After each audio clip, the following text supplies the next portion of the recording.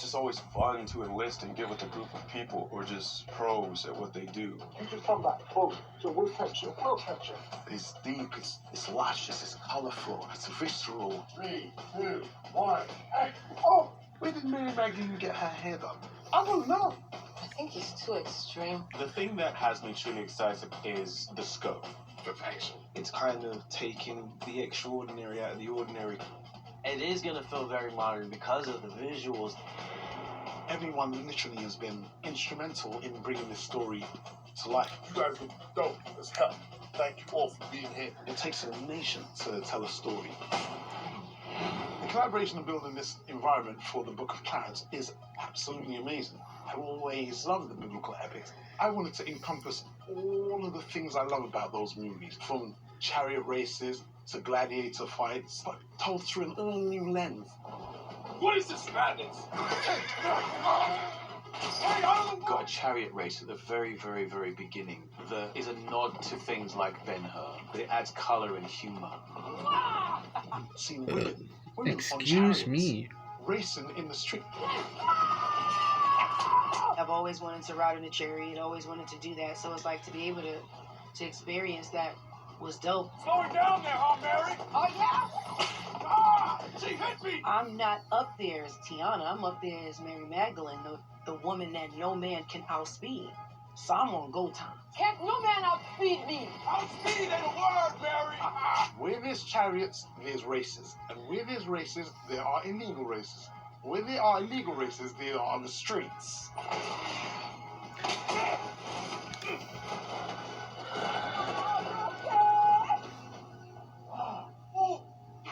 That was wicked. Just kidding.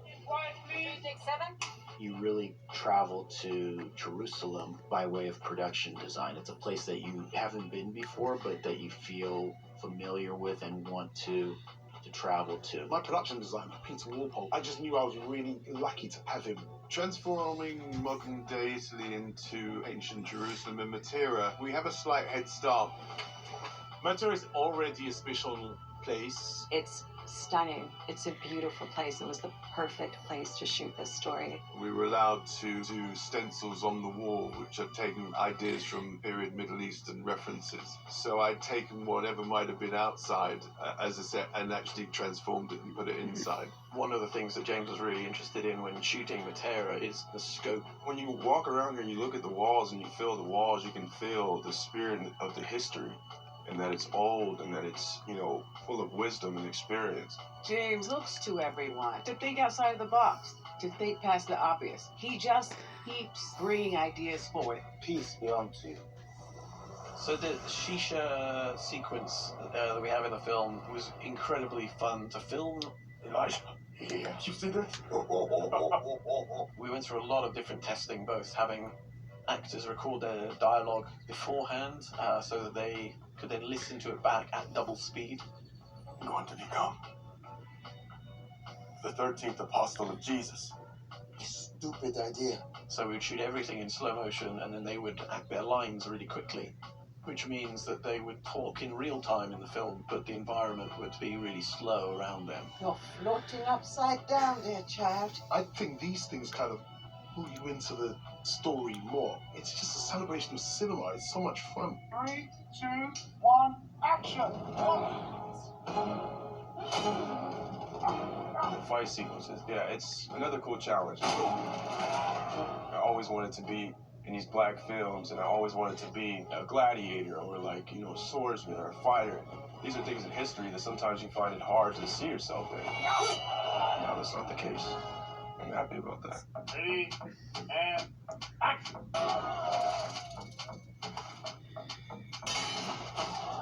The Barabbas spearing, that's an interesting mix between the stunts department, the special effects department, and visual effects as well. Ready, and action! Hand me a spear.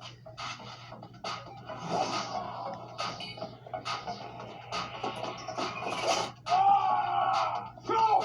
They killed my mama! We have a wonderful suit that SFX have built with 2 spears that have impaled him. And we'll do some fun tricks like have Barabbas taking the last few steps but wearing that full rig. So then we removed spears just for the beginning of that, and then add in our digital spear impacting. You cowards kill Barabbas! Long heel. Every costume that you see has elements of their character and storytelling to them. Antoinette Messer, my costume designer, this entire world, and I don't know how she does it time and again. You're unrecognizable underneath all of this. Peace be unto you too, brother.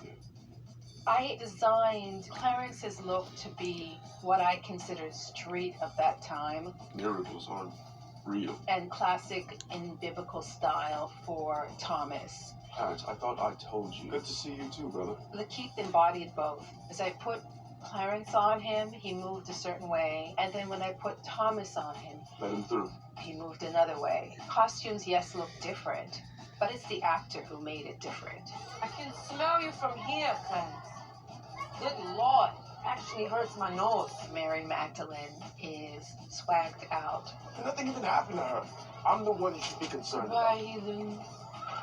So these are some pieces that I found for Mary Magdalene. This is one of the little ones. We had some big ones. Look how fantastic that is. What?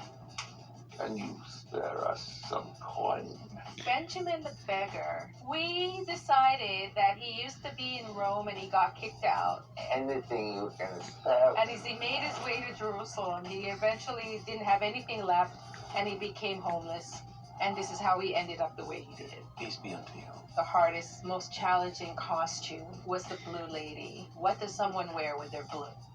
So the Blue Lady is a dancer called Aquila Cornelius. What she signifies is the blue signifies sea, and her dancing signifies freedom. So I just found threads. I just used scraps of threads and formed them together to cover her. Get out. We're literally on our way out. What do you think we'll Understand, it's redundant. you Jews?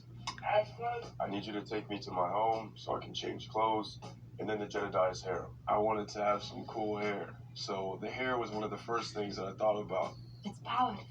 So strong, right? I spoke to Lakeith about it, and he and I decided that Thomas would have a softer look entirely. Peace be unto you, Thomas.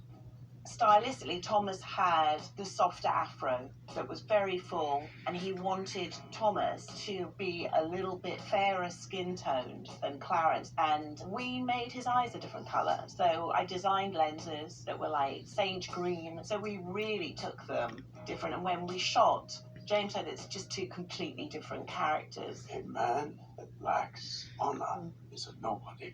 I solved the riddle of the lost son. You don't have a dinner and everyone sits facing you. So we came up with a way to make it realistic. One of you Negroes is a canary. Everyone's arguing.